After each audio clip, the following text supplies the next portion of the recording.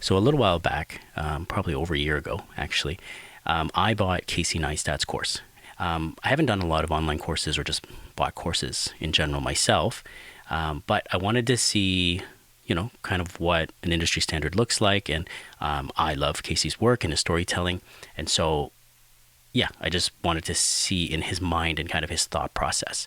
And that's exactly it. For me, I didn't learn anything new technically, having done video for a little while now. But where the value for me, anyways, was in seeing how he thought about a scene, how he thought about the storytelling and the pieces and how he put it together. And so those are kind of the intangibles that I think is valuable when teaching something creative, because it is so subjective and all the tools can remain pretty much the same. It's the way we use it, it's the way we approach things, it's the way we think about things and plan things out that makes that difference. So hoping that basically me walking through Liam and Natalie's wedding, this wedding I shot in Cambridge, will give you that same effect. It'll give you some insights into how I approach the day, obviously the gear I'm using, but how I use it and what I'm thinking as I go through it.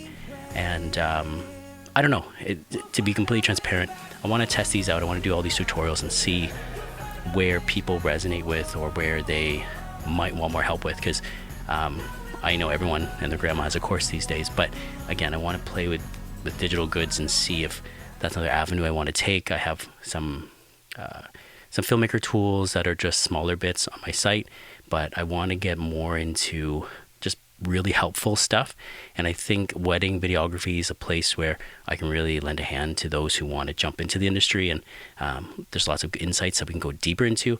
Obviously, we can't go into everything today. It's kind of just an overview, a walkthrough, but I just want to see if people like this stuff, and maybe that'll be something I create in the future. I don't know. Okay, so first thing about wedding videography itself.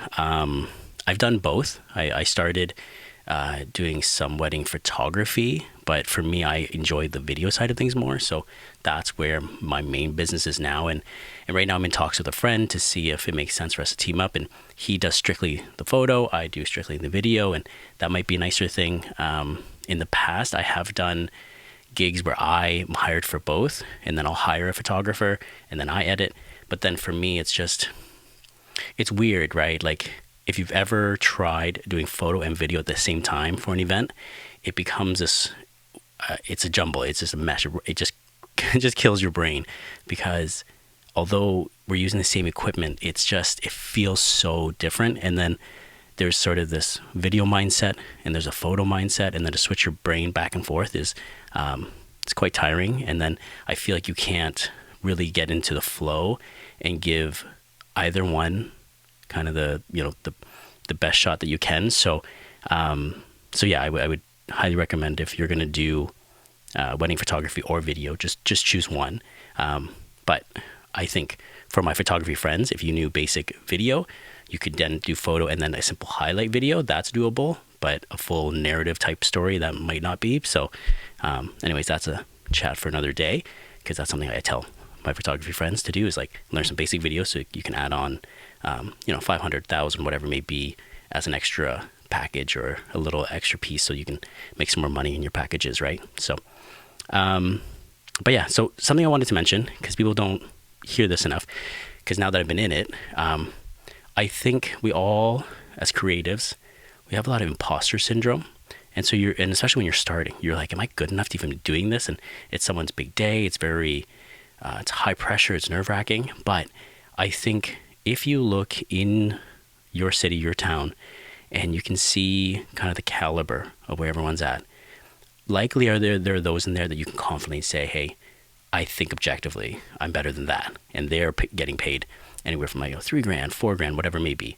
So it gives you just a bit of solace in your heart and soul to know that it's okay to charge. So I think kind of use that as your gauge and your metric of where you are, and kind of putting your mind at ease. And the other thing to know is, like, clients don't always need the best. There are those, yes, that are paying top dollar and they know exactly what they want.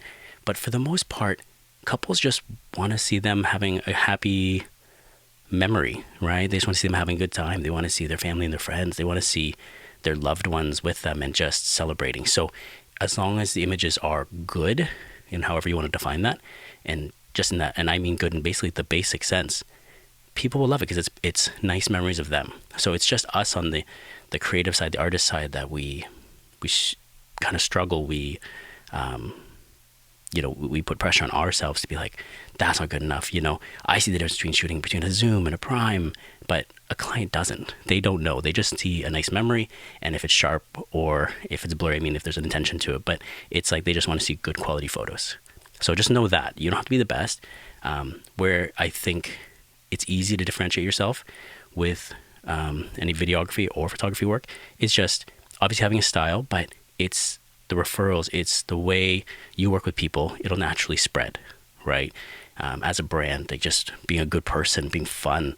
That's the thing with weddings. They're long days, and so they're backbreaking. And I've had back injuries in the past. I ruptured my L5S1 years ago, so carrying a full rig and stuff is not super helpful for me. But when you work with good couples, it is really rewarding. It's really awesome to just get to connect with them and create this beautiful memory and video for their special day and this point in their lives. But if you run into some nightmare clients, then it's shitty, right? It'll be a long day. Luckily, I haven't had any. Mine have all been pretty good.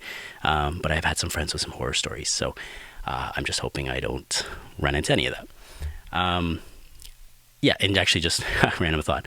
I always tell friends it's basically you have to be a starving camel because you can't miss the shots. So running to the bathroom, you got to plan those out, and then you don't really eat or drink much during the whole day. So you got to be good at fasting, and so those are things to consider. It's a lot harder than people think, and as much as our couples may be empathetic towards us and say we're doing a good job and this and that, like it can be torture at times, but you're just you got to put on that customer service face and the smile and continue on. So, yeah, something to know for sure.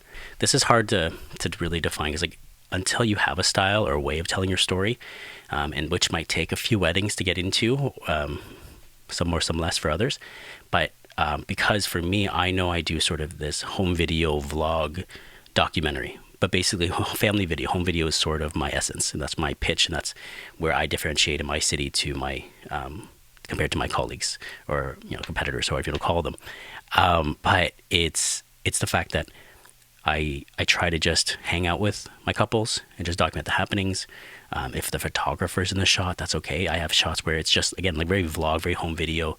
I like doing crash zooms now and then. If there's something funny, I always try to find a funny moment in the day to break the tension, especially if it's like pretty emotional day. I like to have some moments where it's lighter and it's just fun. And then other moments of just jumping in there and I get messages from family and friends. I do a full documentary edit. I give them 2 videos. So a feature, which is like maybe 10 minutes-ish of the highlight, main story of the day. And then I do a full ceremony, speeches, funny moments, all the dancing. Sometimes I do like a dad cam stuff, which is like I have another straight up, it was our dad cam for a little while. It's like a handy cam, right? I have that with me and I kind of just grab whatever's happening and I just montage that all together for them because sort of those nothingness moments mean everything. All that, later on in the future, in 20 years from now, it's just seeing the hustle and bustle, hearing the commotion, hearing what's happening in the laughter. It's like it's part of the story, but it doesn't always necessarily move the story anywhere. This is just extras. So in my documentary, I compile everything, and they've been anywhere from literally 1 hour to 3 hours. I think the average being around the 1.5, 2 hour mark. So it's pretty crazy, and I add that all in, and it's all included. And so for what it's worth, I think just quick tangent on pricing. I have my pricing straight up, nice and clear. That avoids any confusion, and those that reach out to me generally book because they already know the range we're in. It's just a matter of if the dates work or not. And then, if you don't have any pricing, you'll get a lot of like tire kickers. You get a lot of inquiries, but then maybe they're out of your range or what have you. So at least a starting price I think is important. I think it's useful that way. And then so then at least they can afford you basically in the ballpark when they reach out to you. Now, don't deceive them by saying you started 1,000 and that's like 4 hours or something, because an average wedding you need at least 8 to 10, I think. So I would say starting at 8 hours for X amount, whatever that may be. And you can look through your city to see what the market will bear, kind of what's high, what's low, and then again looking at their work compared to yours and being honest with yourself, and asking friends and family if you need to, just to give you some honest opinions of where your quality of work is at. And just know that like the pacing, it changes. So for me, I don't know if any of you have played squash, but it's like when you first start, you're like a chicken with your head cut off and you're running around, and the game is so quick, and you're wondering if you ever catch on. But then once you get good at it, the rhythm of it stops, because you can start predicting what shots are coming next or what are possibilities. So wedding days to me are like the same. Once you get the rhythm of it, during the first, and in my mind I use them as chapters, but the first chapter of the day of getting ready, second chapter's the ceremony, third chapter's party and speeches. So it's like at what parts of the day things are about to happen, and so and they kind of follow all sort of the same process. And so then that, hey, I need a pocket of time to get my drone up, I need X amount of time to run up and hook up the mics and that for the speeches. So it's like once you understand and once you've done a few, the rhythm will slow down, so it won't be as overwhelming, hopefully. At least that's how I found it. Okay, so let's get into gear now. So this was with my Sony FX3. I have it rigged out with a V mount and a monitor and whatnot. So I've tried to keep it as minimal as I can. Try to keep the weight down, but having some weight is nice for keeping the camera steady. But again, having a bad back and getting older now, it doesn't do me any favors to have too much weight. So it's about as stripped down as minimal as I can, but I like having a rig because just ergonomically, I can hold it, I can do more creative shots with it, and I like having the monitor, even though it is a pain to have a power extra things. I like it because I have my Peak Design sling on, which I have some extra, holds my extra batteries and mics and phones and stuff like that. But also I use it sort of like a, what do they call it? Like a cine saddle. So I can just have the camera on top and its cradles in here on the fanny pack, instead of me having to physically hold it the whole day. So that really saves me.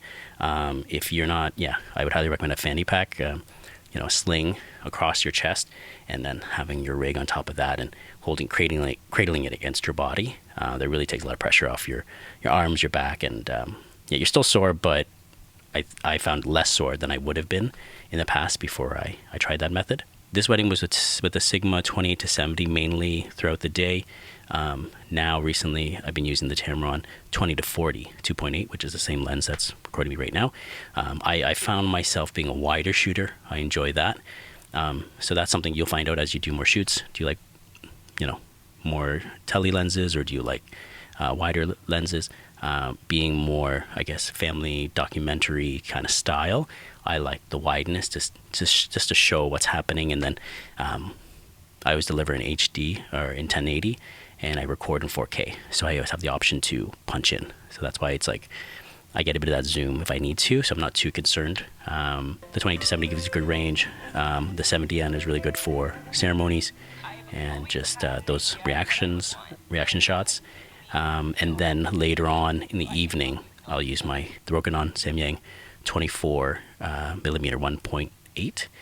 And so that one's nice for low light, and again, being wide. So that's my basically two lenses for the entire day. So Sony ZV-E10 and the kit lens, the 16-50, is something I use once in a while for the ceremony or speeches.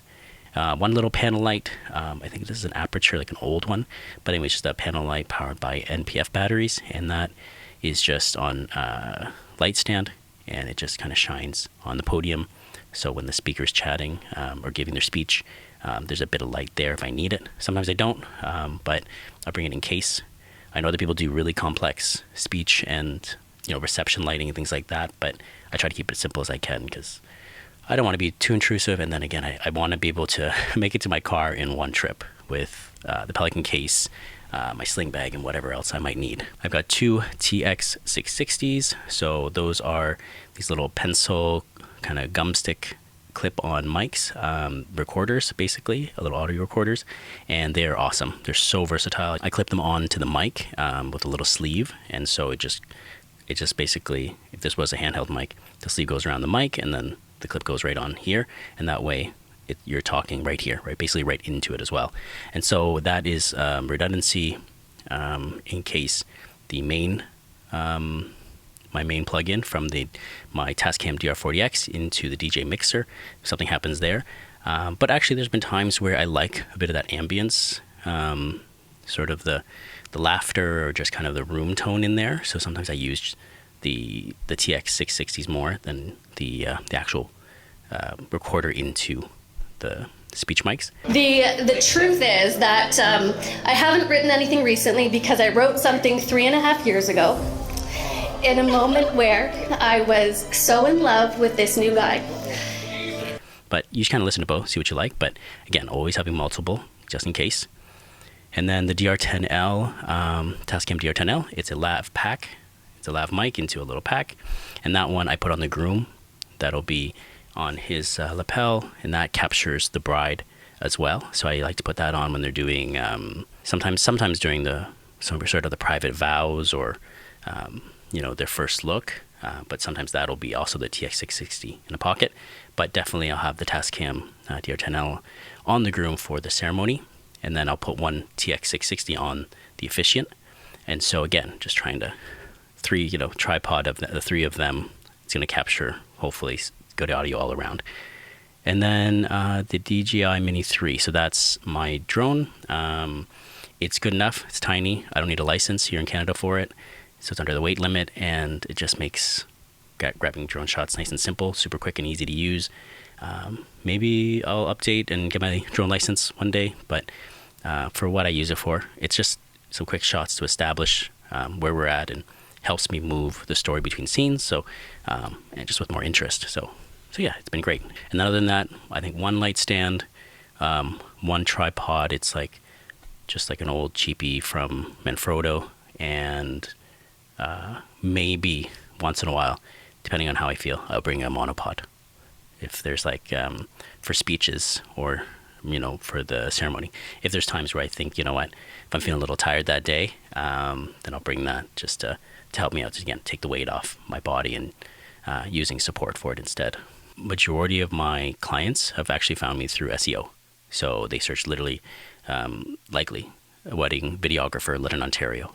And so I always tell, obviously business, but my wedding friends, it's make sure your SEO is working for you, and that you're competitive, hopefully top 3 within your city.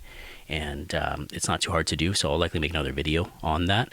But it's just making sure that your H1, your main titles, say literally wedding videographer, your city, and then after that, within the body and other titles, you can get into more creative, or copywriting, or talking about your philosophy.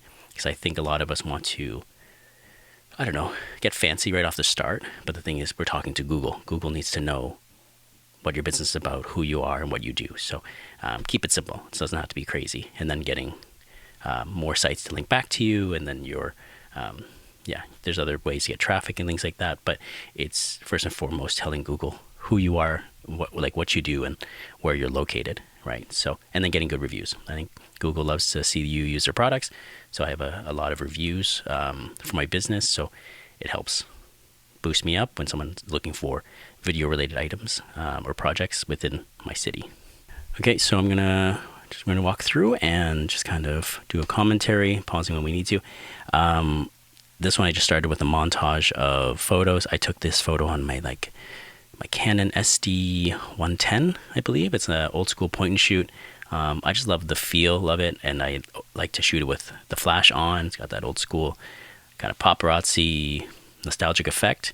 And then I like having the date in the bottom here, which is cool. So it's kind of just a fun extra piece of, it just feels different. So anyways, here I just put a little montage just to kind of hype up the day a little bit, or what's about to come. So that's where I start the video.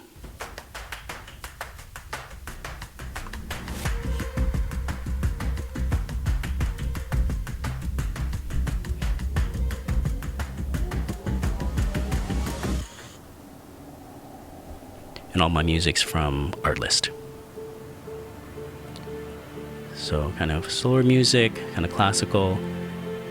Font's huge, guys. Don't skip on the font. I see a lot of people have put some really bad fonts. It really ruins your video. So choose fonts that match the vibe that you're going for. Showing details. So let me pause there for a second. So that's important. Again, back to knowing your style or finding your own, let's call it your own template of working. I know I like to grab a lot of details, and then work into sort of a medium and then into a wide. I know if you watch any other video tips, that's pretty normal, but just remember that. So for me, I always like to just go grab a bunch of different details, and you can never go wrong with just grabbing a bunch of details. It always gives you options to fill in gaps in the story as you start to edit. But if you, it just makes things interesting. So something about seeing things up close, seeing just the textures, seeing, or just kind of alluding to something. So it's just, again, something about the macro. Getting uptight with something is makes it very interesting. So always grab a bunch of details and then vary your shots. So anyways, I always know that when I go into a room, and it also gives you like it allows you to warm up your creative muscles, right? If you've done any shoots, obviously, you'll know that it takes a bit to kind of get your brain and the eye working, right?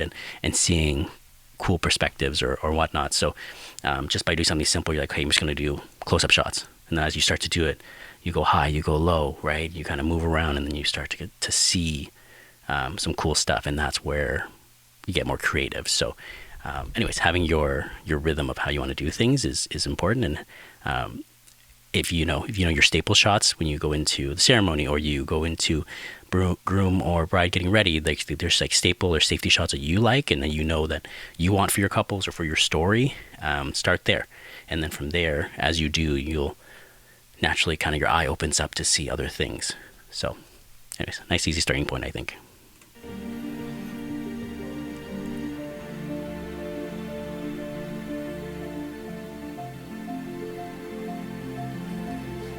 Yeah, this place had a lot of cool architecture called live architecture. When you walk by there's like sensors that move them. You'll see it in a sec.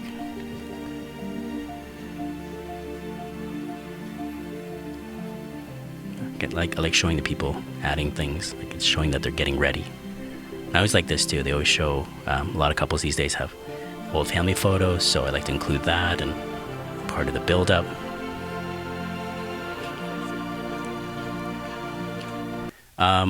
Typically, I had been shooting 60 frames all day because the FX3 has been fine. It's never overheated on me. It's been great. So then it just gives me the option to slow down when I want to. In my last wedding, my most recent one, I did an intentional move where I only shot 24 all day, and then certain exits or portrait times, I put it to 60.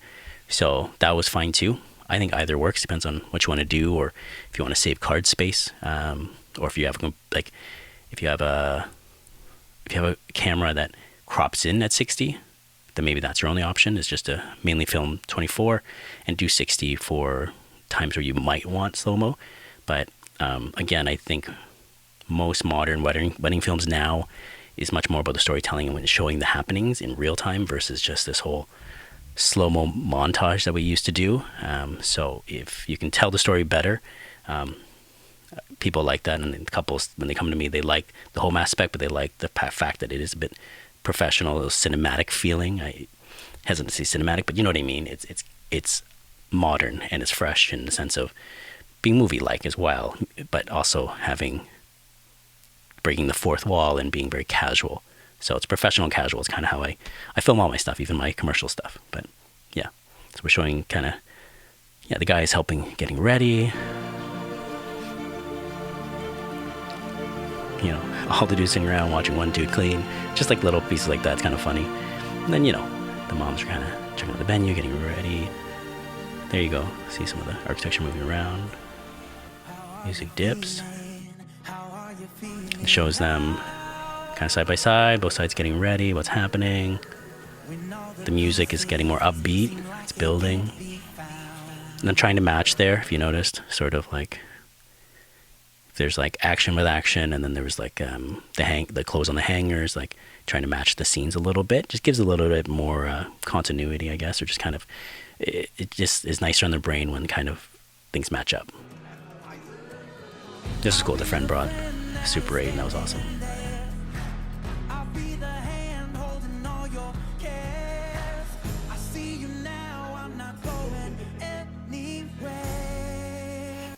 Yeah, so someone put the steamer on that actually overflowed. So that was kind of a funny moment that, again, they'll know, right? I actually got in there and started helping the guys steam and stuff because they're running behind. Or a lot of times I'm also helping them tie ties. Some guys don't know if you're going to go to a wedding, learn to tie a tie.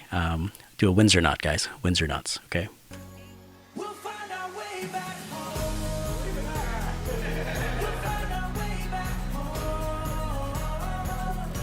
That I always kind of get to do if I miss the shot originally. I always go, hey guys, let's get together and let's have a cheers to, to the bride or the groom. I'll get them both to do it on both sides. But sometimes, even though it's like candid or documentary, there are moments where you're like, hey, quickly, can you just do this? Or can you, whatever. It's just like you can coax people, you can guide them too. I don't start moving furniture and things like that. I've seen photographers do that kind of stuff. That's not for me. For me, I still want a natural, but I'll try to nudge something to happen if I need it for the story, because I'm always thinking, no matter what chapter, as I mentioned before, chapters I go into, if the beginning of like getting ready, I always think of like, how do I establish this scene, and then I always go, what's a good ending? So you'll see here, I ask Nat if she's ready, and so that's like, yeah, we're ready, let's go, and that kind of naturally gives a nice segue. So I always try to find a way to end each scene. Doesn't always have to be like a person talking, but it has to be, maybe it's just a wide shot of where we are trying to transition to the next, or a movement or something. I'm always trying to find how do I connect things, and I'm always trying to grab a bunch of different shots because I don't know what will actually work. So you always try to grab a bunch of B-roll that might play well together.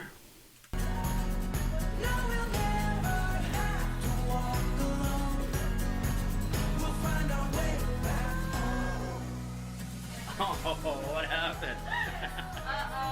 I'm too nervous. Anna! Real quick. You ready? You ready? I'm so ready. I'm not afraid to actually interject myself too. That's kind of part of it. I converse with them. I break that wall, and that's okay. That was just a funny moment, so it made sense to dip the music there. And then now, boom, she's getting ready there. And now they're going to do their first look together. So here, I believe right behind his boutonniere, I just put the TX6. Actually, no, sorry. What I've been doing lately, you can kind of see it there. See how there's a bit of darkness right behind the tie. I take the TX660 and I just clip it through right underneath that second button. It's right above that second button. And then I tuck it down, and it just hides right behind the tie quite nicely. And so it's out of the way for the photos. It's concealed, and the audio's worked out really well. It's been fine. So that's a nifty little trick if you want to try that. Nifty, I haven't said nifty in a while. So these shots here can be tricky because I'm trying to float around the photographer as she's trying to get her shots. And then sometimes they have a second shooter, which this case they did. So as a videographer, you bounce around a bunch of different people, but I like the tie. Thanks. But see, the audio sounds great from the TX660. I do. It's really nice. They all look great, actually. Yeah. I love these two. They were really cute. I love you. I love you too. Do you have tissues? Nope. I also forgot my vows upstairs. I'll have to go get them. Right now? Not right now, but... So he forgot them. And so, Like right this just to add very emphasis second. to that funny point, that's where I started adding in Okay, good. the subtitles. Plus, if there's kind of a sort of hustle and bustle, I just want to make sure that you can read and see what's happening. And then see, I really cut into him, really draw It's a this really slow elevator. point, because it was a really long elevator. So it made you feel like, that it's that break in that tension, that moment, right? Because he was so emotional just 2 seconds ago. Of course. Nat, you're just bursting at the seams with love to give to the people around you. And I can't tell you how lucky I am to have a slice of that just for me. Even though I don't show it the same way as the same way, I get just as excited as Alfie when you come home. I love you endlessly as my soon-to-be wife, but I also respect you immensely as a person. And these moments here just made sense. You have an He's talking about the unstoppable dog, and sense then of what's right and just wrong. kind of showing your personality And you always do right by the sort of a people around you. flashback. That's not You fight really too much of a far of a for those who flashback, need but it. trying to emphasize the and you story. hate to stand by. Stop. I can't look at you. For giving me grace when I forget things I have no business forgetting. Like my And shooting house, towards for the window example. can definitely be tough if you have a camera that can't handle that range, but it and for letting makes it a me lot out more in this cinematic way. and has this mood I to it. promise So, to stand behind you when you need yeah, I really liked encouragement. how this turned out. Beside you when you need help. And maybe in front of you if you just want me to do it so it goes a little faster. And finally, I promise to keep learning to listen, to love, and to support, and anything else I need to learn These to be a vows were better really good. man for you for as many days as we have together.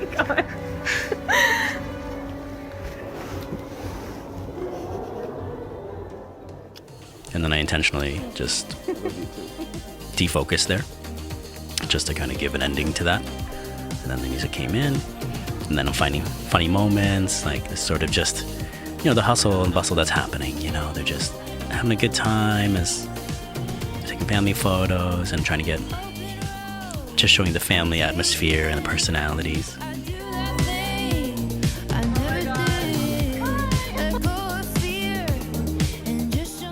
And I just, once in a while, just interact with some of the guests or some of the bridal party, right?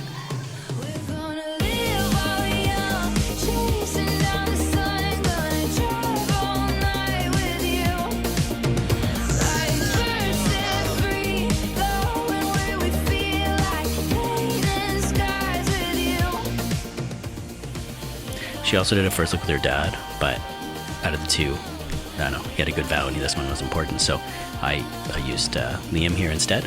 But obviously in the full documentary, they'll get both. You have to make choices, right? You want the story I want to give them a lot, but I don't want to draw it out too much. I want to kind of keep it going, and hopefully by the end of the video, when you watch it, it should feel like, oh, was that really 15 minutes? Was that really 10 minutes? Whatever it was, it's like, I want more kind of idea. And so that's where the full documentary comes in, because a lot of that means something to the couple, may not mean something to everyone. And so this is sort of in essence, the mass appeal, but I still cater this to the couple first and foremost.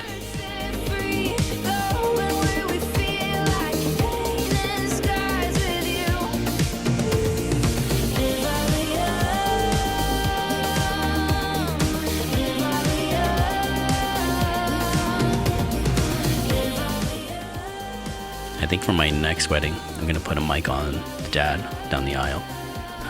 I don't know why I forgot it in these ones, but I think sometimes you can there's cute little moments between father and daughter. And now that I'm a girl dad, just, all these interactions between dad and daughter always mean a lot more to me now.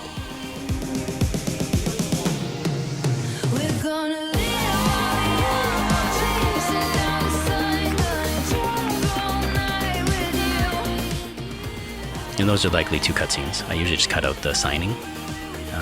So then that was likely before they kissed and then went to sign, and then now is exit.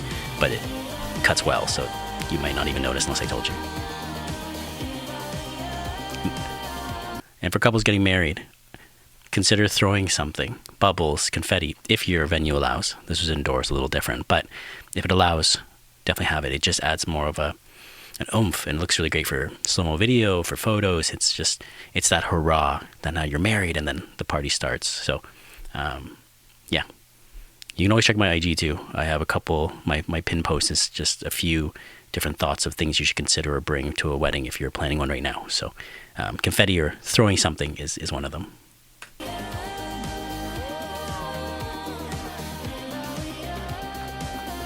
So obviously 60 frames, slowed it down during that kiss. Music is out. Now we transition to the next.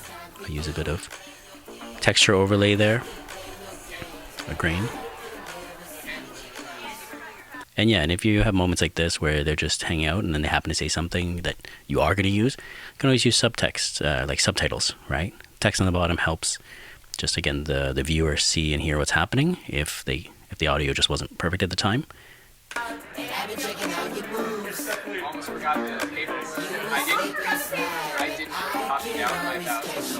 And there's some more upbeat, more dancing music. It's getting groovy now.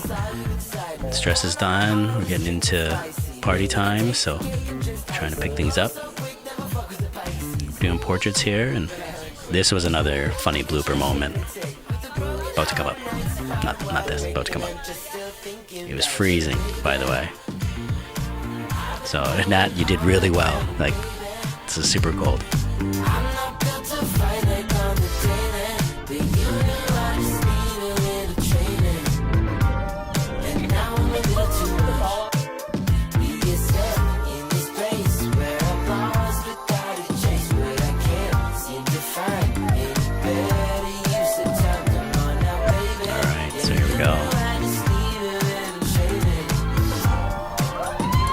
Slowed her down here for emphasis, and then the wind, they're in this sort of see this cove, so it created this like vortex, and it went up. I thought the veil was gone. Like, it was crazy high up there, but we got lucky. It's coming, it's coming, it's coming, it's coming, it's coming, it's coming. Catch it, catch it, get it, get it, get it, get it. And boom, it came back. So yeah. Hey, I've never seen a boomerang. Yeah, so that was crazy. So anyways, again, that's another cutscene, right? It's another blooper moment. I always try to find some funny moments to interject and break up the day. Like a little slow-mo here and there. Try not to do it too much, but I like this. And even the dancing, I think I do it in here too. It's nice to do the slow shutter, the shutter drag. I walk around, I get people to get messages. If it's your first time, know that you're gonna get some people like just a up, I don't know, I don't want to say crusty, but just an aunt or uncle that isn't down to be on camera, and they're just like, nope, I don't want to say a message, and then you gotta just, keep things light and move on. So it's a bit of a it's a talent in itself, trying to coax people to be on camera and get a message out. But this is my favorite part. I love this, and anything kind of sentimental home movie stuff. That's my jam. So to me, this is the stuff you'll love in 20 years. It's seeing your family and friends, just sending love, and then lately I've been telling them, if there's any story, any favorite memories. So yeah, as I do, I'm getting better at prompting as well. So it's all a skill I'm learning as well as we go along. So here you'll see, it's simple, just that panel light on a tripod, just in front of the speaker, shining downwards. This one was tough because I didn't anticipate this backdrop. This is actually like it's a whole light panel. So it looks okay, but it was very powerful. So, if I had more of a spotlight or a more powerful light, maybe I could have shaped things a little bit more. But anyways, just for the sake of speeches, I think it's good enough. And then, like you can kind of see here, right there, there's the TX660, just with a wrap, like a little sleeve onto the mics here. And here's the sleeve here, and the mic's on the backside, obviously. But yeah, nice and simple. And you just, away you go, clip it on there. Trying to grab some reactions. So I'm floating around as that camera is stationary.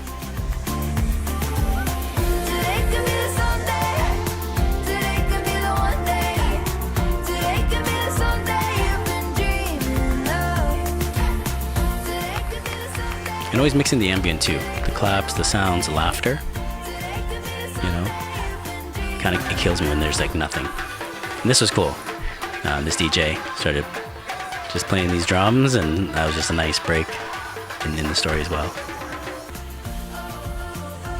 Dad here, he was doing it. He was getting down. He was having a great time. So it's awesome. It's always awesome to see the family members get out there and just be silly, just enjoy themselves. See, here's a bit of a like a shutter drag, a slow shutter.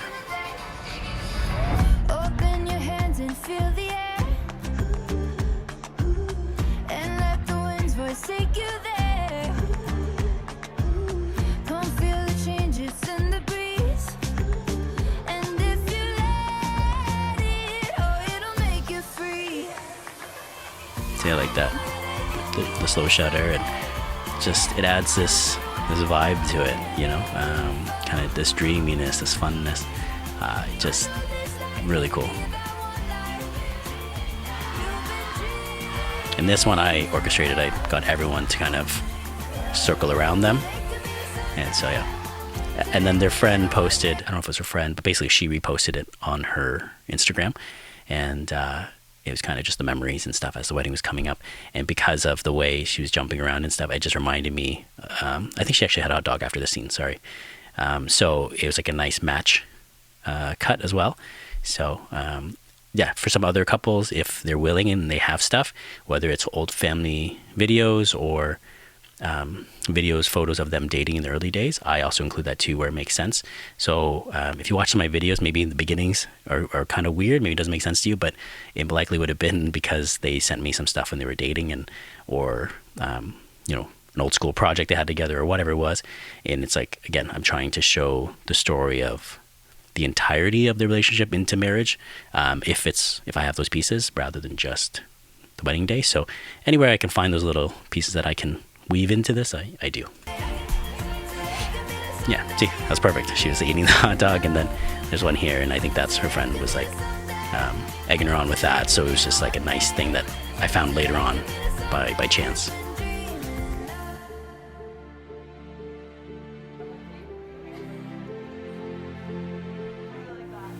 And then for me, I always like to then slow it down right after the party scene, at least into, if there's a sequence like this, which is great, or at least into a, like kind of this, like a sort of video portrait moment. So knowing that, I always get my couples at some point, generally during the portrait time, to be like, hey guys, just real quick. I always get them to take a moment because I want them to soak in the day for a second. So I said, just stand beside each other, hold each other's hands, just close your eyes and just take a deep breath, and then open. And then when they open, I'm like, just open and smile at the camera. And then we just have this moment where I kind of, sometimes I'll kind of,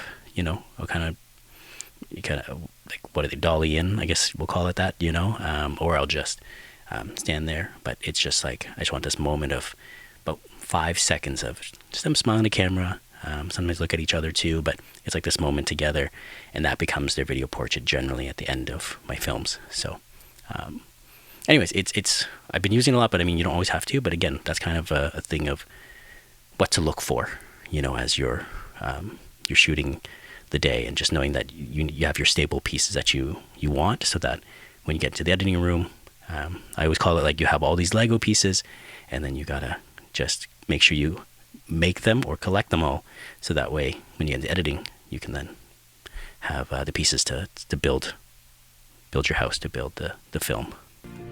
Cool. Let's go inside. Let's do it.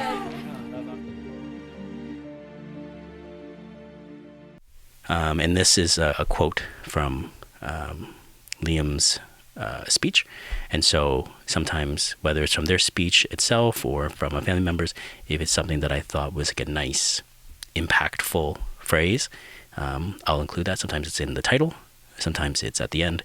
Again, just because I shoot and edit, these are all in my brain, so then it makes the edit better because I remember these moments. Oh, that was the funny moment when this happened, or that was really heartfelt when I heard that. So then I take that and I weave that back into this. So all that being said, it's like the biggest thing is you have to care too. You know what I mean? You have to care about the couple. You have to care that this is your craft. This is something you're creating for them, and you want to be proud of it. And so, yeah, I mean, if I just did a quick highlight montage, I could do that in a night, right? But these videos take anywhere from, I would say, probably 40 to 80 hours. But it's just like these iterations of creating it and then stepping away and thinking of, were there any other impactful moments or something that was meaningful to them that they would like, or it's just, I always try to think what's going to make them cry in 20 years, what's going to make them cry now when they see this, but what's going to be so heartfelt for them later on. So it's these little touches, whether they notice or not, I do. And I mean, they all seem to like it. We always had really good reviews. So I think, as long as they enjoy it, and that's the thing, sometimes maybe they don't know exactly why, or notice all these little bits, but maybe they'll they'll see it as they watch more and more, and then they come back and they're like, I didn't notice that piece before, or this or that. So anyways, that's a bit of rambling, but I hope you understand what I'm trying to say. It's like you got to care and find these moments that are meaningful, because this is one of the most meaningful days of their lives, right? So we have to, make sure that we put that intention in there. And then that is it. So always have redundancies and have backup cameras, have backup audio, and this is all, again, I would say second shoot to start, so you're learning the process. But yeah, as you get into it, you'll develop your own style and see what works for you. There's so many ways to go about it. So anyways, I'll leave that there for now, and hopefully you learned something, or it sparks some thought, some for you to try next time. And if you have any questions at all, just give me a shout, and I'll help out where I can. Okay, until next time.